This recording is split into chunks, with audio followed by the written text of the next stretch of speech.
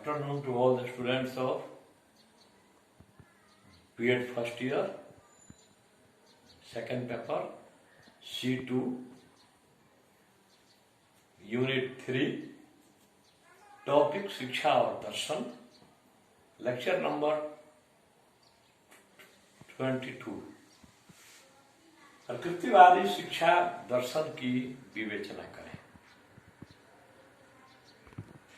प्रकृतिवाद पाश्चात्य दर्शन की प्राचीनतम विचारधारा है।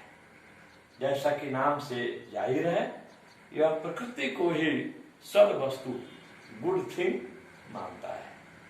यह बात विज्ञान में आस्था रखता है, क्योंकि विज्ञान के सहारे ही हम प्राकृतिक रहस्यों का पता लगा सकते हैं। इसके अनुसार प्रकृति ही विश्व की रचनाकार और पालनहार, नियम और नियंता, साधन और साध्य, आदि और अंत सब है। यद्यपि इसका उद्देश्य उद्भव आदर्शवाद के विरोध स्वरूप, प्रतिक्रिया स्वरूप हुआ है, फिर भी शिक्षा जगत को इसकी बहुत सारी देने हैं। इसके प्रमुख समर्थकों में बेकन,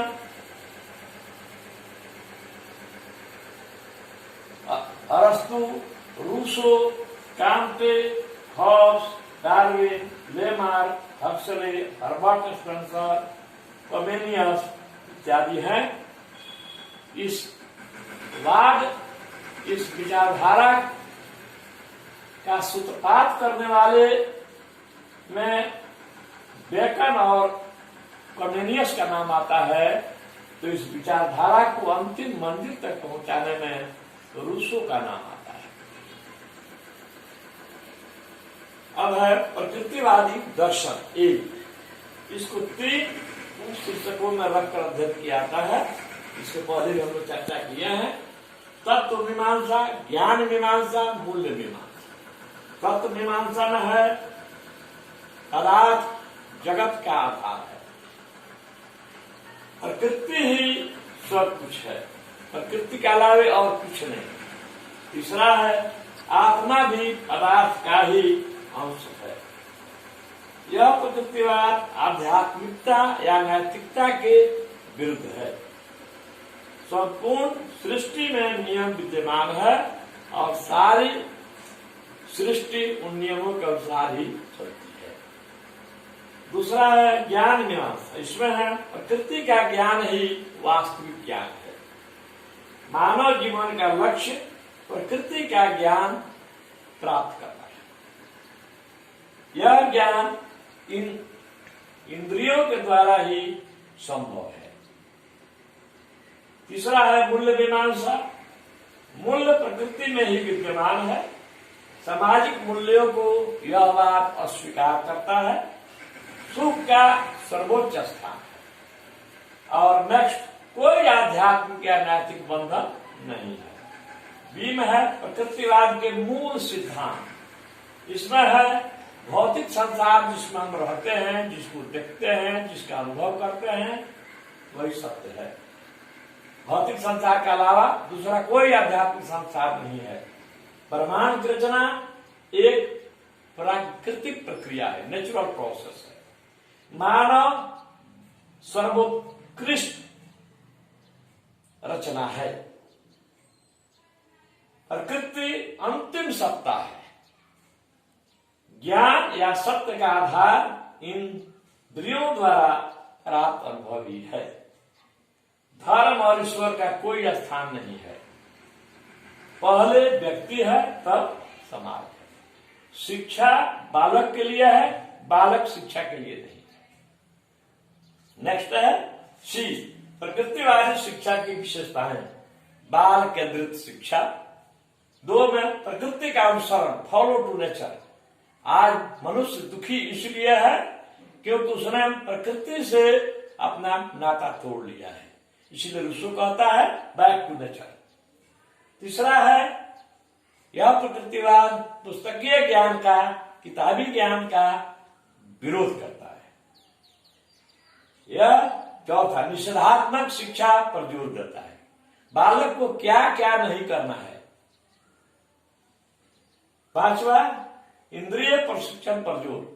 हमारी जो इंद्रियां हैं उनको कैसे प्रशिक्षित किया जाए, इस पर जोर देता है।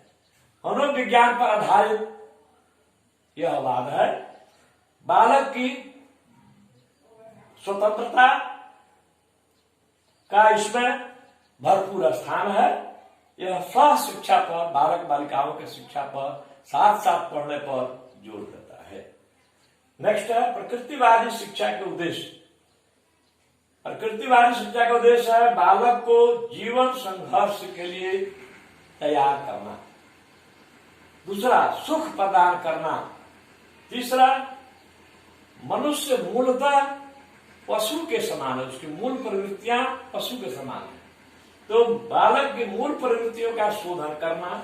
चौथा है वातावरण के साथ समायोजन और उसके अनुरूप अपने को ढालना।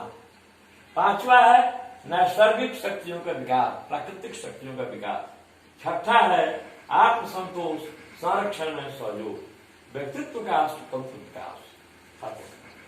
अब आएंगे ई में, प्रकृतिवाद एवं पाठ्यक्रम। मानव क्रिया एक तरफ है, एक तरफ विषय है। आत्म संरक्षण के लिए है शरीर एवं स्वास्थ्य विज्ञान। जीवन की आवश्यकता के लिए है भौतिकी, गणित, भूगोल। संतान के पालन पोषण के लिए गृह विज्ञान, शरीर विज्ञान। सामाजिक एवं राजनीतिक संबंधों की स्थापना हेतु इतिहास, अर्थशास्त्र, समाजशास्त्र। संस्कृति संबंधी ज्ञान के लिए कला, भाषा सहित विषयों का पाठ्यक्रम में समावेश। यह है प्रकृतिवाद और शिक्षण विधियां। इसमें है करके सीखना, लर्निंग बाय डूइंग। अनुभव द्वारा सीखना, अनुभव कैसे होगा, इंद्रियों द्वारा। खेल द्वारा सीखना, ह्यूरिस्टिक विधि द्वारा सीखना, डाल्टन पद्धति द्वारा सीखना, माउंटेसरी पद्धति द्वारा सीखना, निरीक्षण पद्धति द्वारा सीखना और प्रत्यक्ष विधि द्वारा सीखना। जी है प्रकृतिवाद और शिक्षक। शिक्षक का स्थान इसमें गौण हो गया है, उसका स्थान पर्दे के पीछे है, रंगमंच के पीछे, पर्दा के पीछे है। उसका काम अब निदेशक का नहीं है, डायरेक्टर का नहीं है, उसका काम है मित्र और साथी का। बालकों के स्वतंत्रता में कम से कम हस्तक्षेप करने वाला, बालकों के पढ़ने के लिए सुविधा दाता के रूप में है। और यह बात मानता है कि प्रकृति ही वास्तविक शिक्षक है और दूसरा कोई शिक्षक नहीं कर सकता है। प्रकृतिवाद और बालक, शिक्षा प्रक्रिया का केंद्र बिंदु बालक है, या इस प्रक्रिया में सबसे आगे बालक है। शिक्षा बालक के लिए है, बालक शिक्षक के लिए नहीं है। अब है प्रकृतिवाद और अनुशासन। यह प्रकृतिवाद शारीरिक दंड का पूर्णतः विरोधी है। गलती करने पर प्रकृति स्वयं दंड देगी, शिक्षक को दंड नहीं देना है। बच्चे प्राकृतिक परिणामों द्वारा स्वतः दंडित होंगे। स्पेंसर द्वारा प्रतिपादित हेडोनिस्टिक थ्योरी या सुख दुख का सिद्धांत प्रभावशाली है। इसमें क्या है कि बच्चा अगर आग छूता है तो उसको आग छूने देंगे। आग से उसके हाथ जब चलेगा तो वह समझ जाएगा कि आग का काम त्वचा को जलाना है। यह प्रकृतिवाद मुक्त्यात्मक अनुशासन यानी स्वतंत्रता हेतु अनुशासन का समर्थक है। बालकों को स्वतंत्रता दी है, बच्चे स्वतः अनुशासित होंगे, स्वानुशासन पर जोर देता है। आएंगे प्रकृतिवाद और विद्यालय। प्रकृति का प्रांगण ही विद्यालय है। विद्यालय की चार दीवारी से यह प्रकृतिवाद बालकों को स्वतंत्र करता है और उसे प्रकृति की गोद में शिक्षा लेने का समर्थन करता है। प्राकृतिक नियमों पर आधारित विद्यालय हो। अब है मूल्यांकन। शिक्षण एक में, गुण में, एक शिक्षण पद्धतियों के क्षेत्र में अन्य किसी भी दर्शन से काफी आगे यह प्रकृतिवाद है। इतना शिक्षण विधि दूसरा किसी वाद ने नहीं दिया। दूसरा, बालक की स्वतंत्रता का सर्वप्रथम उद्घोष करने वाला इसी ने किया। तीसरा, मनोवैज्ञानिक प्रवृत्ति का सूत्रधार करता। चौथा, पाठ्यक्रम बाल आधारित का नारा देने वाला। छठा, व्यवहारवादी मनोविज्ञान का प्रारंभ इसी बात की देन है। शिक्षा को बालकों पर लादने का यह विरोध करता है। सबसे बड़ी देन यह है कि इसने वैज्ञानिक विषयों का पाठ्यक्रम में समावेश पर जोर दिया। नेक्स्ट है, पुस्तकीय शिक्षा या ज्ञान का इसने विरोध किया। नौवां है, स्व शिक्षा पर जोर दिया, बालक बालिकाओं को साथ साथ बैठाकर शिक्षा दी जाए। 10वां है, विद्यालयों में पाठ सहगामी क्रियाओं जैसे खेलकूद, अंत्याक्षरी, वाद विवाद प्रतियोगिता, निबंध प्रतियोगिता, क्विज प्रतियोगिता इत्यादि का आयोजन विद्यालयों में करने पर क्या शुरुआत भी इसी ने किया। पाठ सहगामी क्रियाएं इन्हीं को कहते हैं, सह शैक्षणिक क्रियाशीलन भी इन्हीं को कहते हैं। आएंगे दोष, उच्च शैक्षिक उद्देश्यों का अभाव। इसका जो उद्देश्य दिया हुआ है उसमें उच्चतर उद्देश्यों का अभाव है। दूसरा है, भविष्य की अपेक्षा वर्तमान पर अधिक जोर।